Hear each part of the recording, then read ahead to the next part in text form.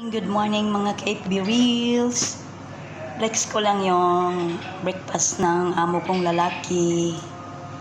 Ayan, inanda ko na. Kulang pa yung puter, hindi pa dumating. Nag-order pa kami ng puter. Ayan, inanda ko na yung tsahalib. Ayan. Hindi pa dumating yung puter, guys. Nanda ko lang yung mga cheese, keyar, tomato, curry, and zaitun. Tsaka itong white cheese, paborito niya. Tsaka pork cheese. Tsaka halib. Nagbili pa kami ng footer. Ayan guys. Thank you for watching. God bless everyone.